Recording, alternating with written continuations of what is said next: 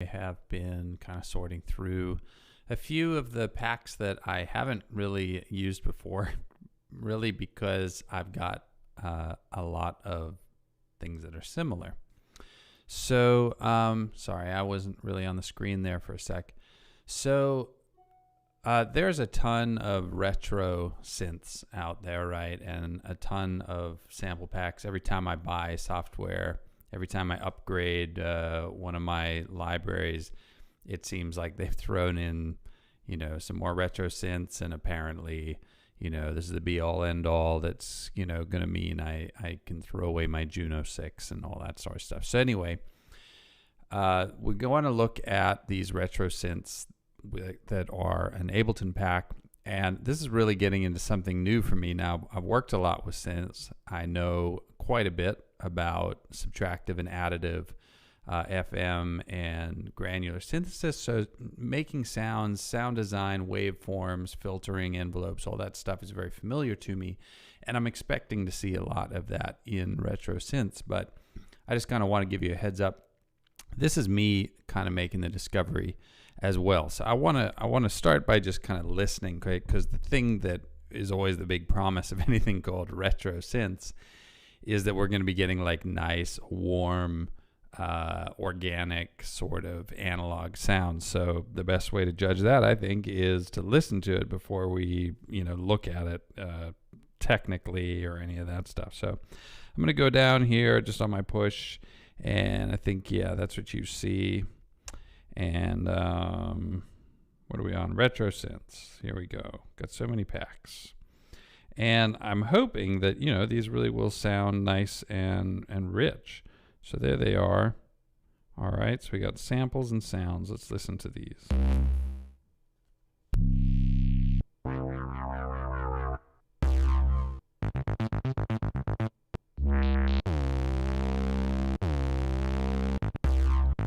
All right, I'm going to load up this one. Obviously kind of designed a bit for arpeggiation. I'm going to go ahead and just turn off the arpeggiator.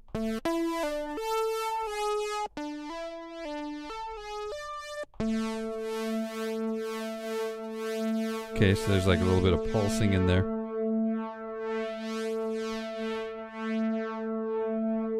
I'll be interested in what filter circuits and emulations they're using here.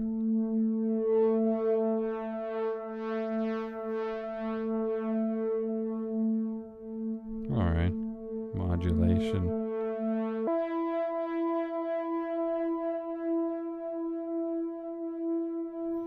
So let's give it a couple more listens. I mean, we all kind of know what they're going for here is some kind of analog sound.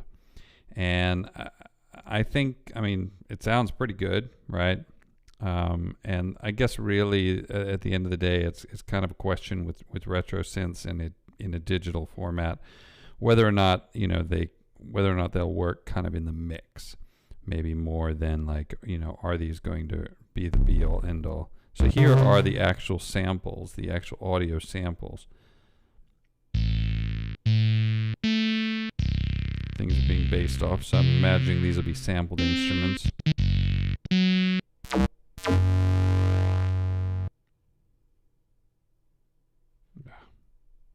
Sometimes the navigation on the push trips me up, and I do not get what I thought I was going to get.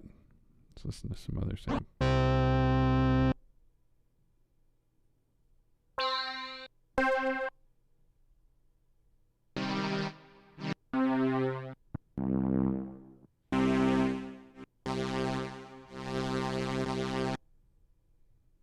That's kind of a nice string machines. I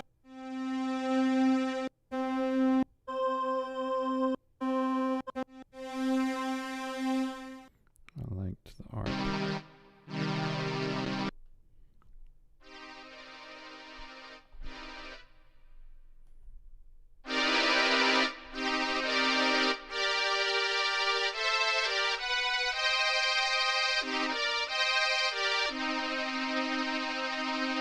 So, they sound pretty warm. They sound pretty decent. Let's go check out on the what Ableton thinks I should be thinking about here. So I'm going to go into my pack here. And a lot of times if you right click here, you can find this show default lesson, and that'll open up the panel over here and kind of give us, a lot of times it's the same kind of boilerplate description they give on their website. We'll look at both. So contains more than 4,000 samples from classic synths. So, you know, all of the Mini Moog, Roland's, TB303, probably, you know, a variety of like, I would imagine there's some sequential circuits and some ARPs and stuff like that in there. And, you know, looks pretty much what I was expecting. It's 3.5 gigs of samples, so there's definitely a lot of samples here. This Casio Cz is phase distortion, kind of a bit short-lived, in part, I think, because its applications were limited against, you know, technologies that already existed. So it's kind of my interpretation personally, with my experience of synths, is that including this phase distortion is you know, sort of an effort to do something a little unique. And while some of those sounds might definitely have applications, you know, it's the main subtractive as synths that we're really looking for here, because those, a lot of times retro is kind of synonymous with subtractive synths, because FM synthesis, granular synthesis, and additive synthesis are all fairly impractical on analog circuits. So it wasn't until synth designers and manufacturers started to have access to transistors and could make digital circuits that that they started being able to practically make additive or FM or granular synthesizers. So anytime I see retro, you know, I'm assuming, and I think it's right to do so, that we're really talking about subtractive synths, and so there are, you know, a half dozen classics that we're looking for. So 3.5 gigs of samples is fine. You know, nothing is, in my experience, really going to match. You know, you can sample the sweetest sound and it's never going to be the same thing. You know, you can record a bird singing and it's never going to be quite like actually being with a bird that's singing. So you got to take this with a grain of salt, but these are probably as good as any of the other kinds of retro synth sample packs that you can have, and it's thrown in with Ableton, so there's absolutely nothing to complain about here. So let's see, unique characteristics. Quirks reproduced through extent of multi-sampling. So multi-sampling, for those of you who may not be familiar with it, means that you're going to get a lot of different velocity layers, and you might get different sounds based on how hard you hit the keys. Also, you know, which range of keys. So instead of taking one sample of C1 and then repeating it over the entire 88 key keyboard, you're going to get, you know, many more samples, so that the sounds are not having to be mangled so much. They're going to be much more true to the real sound. So that's great. You know, the more multi-sampling, the better when you're trying to get something like the original sound of one of these retro synths. Okay, so there's a lesson, there's a demo song. Let's listen to the demo song and see what it sounds like. Yeah, I don't need to save my empty project. I really like this option when you go into your browser and you say, so show lesson, and it brings it up over there, and then sort of gives you a foundation for starting to get at things. Now, my guess is this is going to be the same demo we'll see on the website, but let's just listen to it. And let's see what, you know, what they're doing here. So this drum rack is being built off an 808, right? So we got some 808 down here with some compressor, some this resonator device.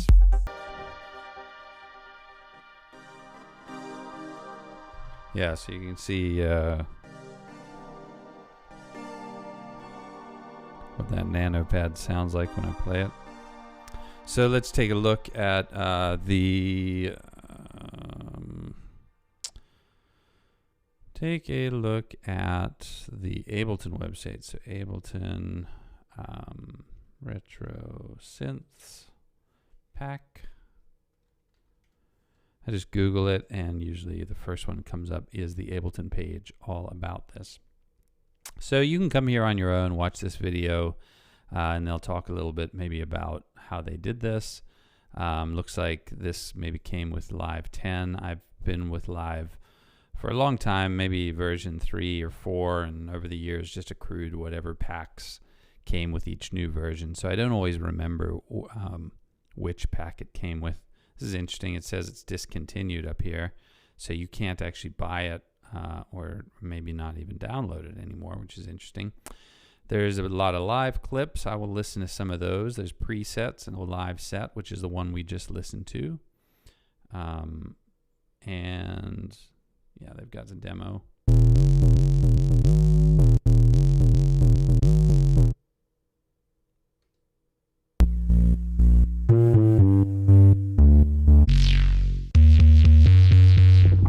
So in my view, I would say that, you know, this sounds a little dated, even as, I mean, it's obviously retro, so it's dated from that regard, but that's cool.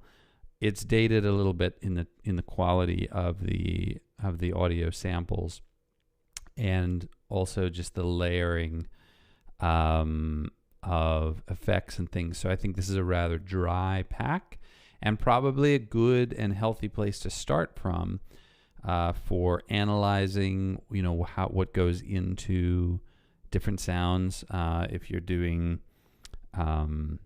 sound redesign, right? So you have like a patch you're trying to recreate, and you're trying to learn how do the harmonics and partials work in this patch, and, you know, being able to decipher, you know, is this based on a triangle wave or a saw wave or a square wave, and what kind of harmonics and partials is it producing?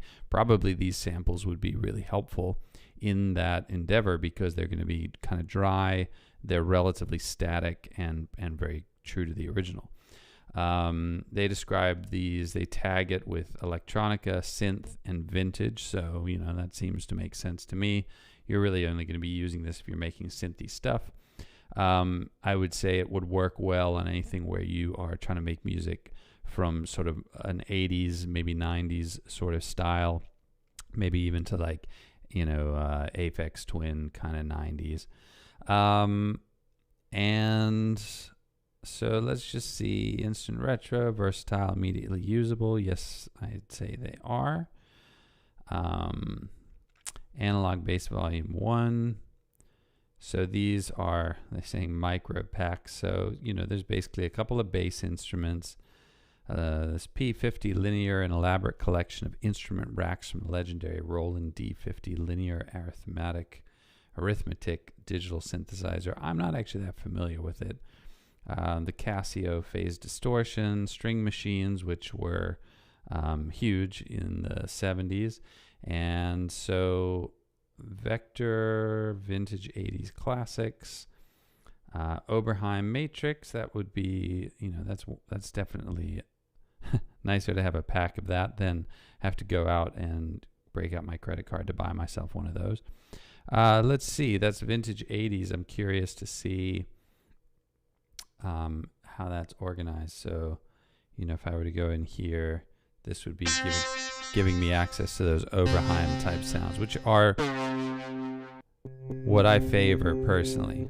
I love the sound of Oberheim.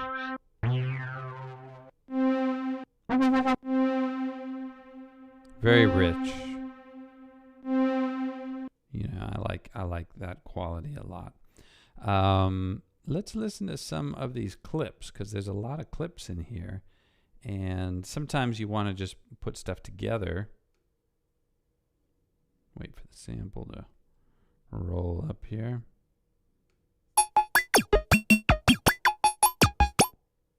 All right, so I guess that tells me what analog data is supposed to sound like. Let's see what their basses sound like.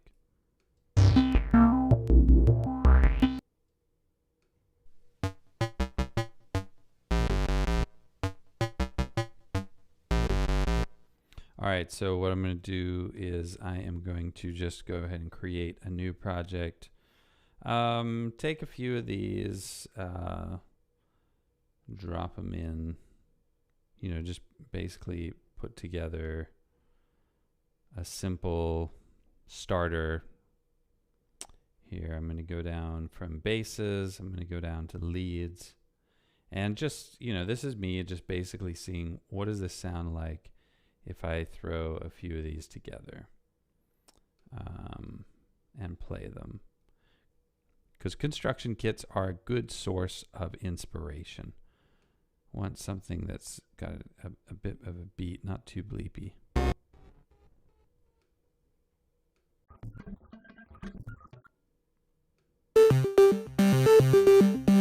Alright, it's not too bleepy, I'll go with that. Alright, let's see what this scene sounds like.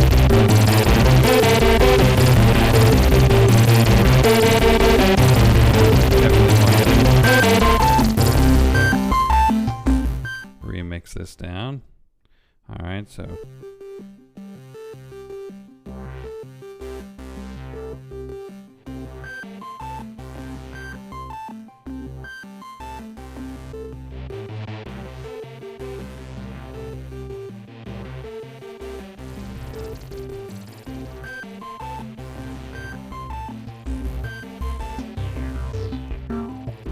alright, so I could find some inspiration in there. Find some cool ideas to work with, some cool sounds. It's all very much of that like subtractive synth sort of sound. I'm lumping them all kind of together with subtractive, even though I recognize that there are some different synthesis models that are being used here. They're kind of capturing a whole bunch of older synths, but these have a very analog sound. I think most people who are working with synthesizers kind of would recognize the analog world as representing subtractive synthesis, where you're working a lot with filters, envelopes, and fundamental waveforms, less so than phase distortion or something like that, where there's a different paradigm, a different model for how you are manipulating the timbre of your original waveform. So if you're really into subtractive synths, if you are working on music that is making an effort to have a retro sound, or maybe you're just looking for depth in your audio range, what I mean by that is, like, let's say you've worked something out with Ableton's, relatively modern wavetable synth or something like that. And, you've got some relatively new stuff integrated with it, maybe some native instruments type stuff where you have some more modern sounds and you have layered instruments, things like that. And it sounds sort of modern-y. One of the things, even though you'll certainly get plenty of sub bass and bass in that sort of context, when we're using samples like this, one of the things it can do is like really bring that bottom end. It can like add depth to the actual frequency range, the spectrum range of your sounds, without necessarily changing the character. Like, you can keep that sort of modern character and then put like a filtered analog subtractive waveform under there. If it's sampled properly, it's going to add a lot of heft and weight underneath what you're doing. So you could use this in layering too, without having to go like full bore and make everything sound like an 80s pop hit. So that is what I got to say on retro synths. I think it's got, for me personally, some relatively limited applications. I would be more likely to just actually lean on hardware analog synths to create the richest sound, and I find them a little more fun to play with. But if I was dragging my push out with my laptop to play somewhere, then it would be nice to have that and know that it's already sampled professionally. So if you have it, looks like it's discontinued. If you have it, you downloaded it, then check it out. And if you have any comments, please let me know. Let me see if I'm hearing from anybody here. I would definitely like to know if there are packs that anybody out there wants me to cover. Just leave it in the comments or direct message me, And I will see you next time. I'm going to be going out of town this week, so I may not be back on live stream for another week, but I hope you guys have a great week. And if I can make it on, I totally will. But at the very least, I'll see you a week from today. All right. Take care.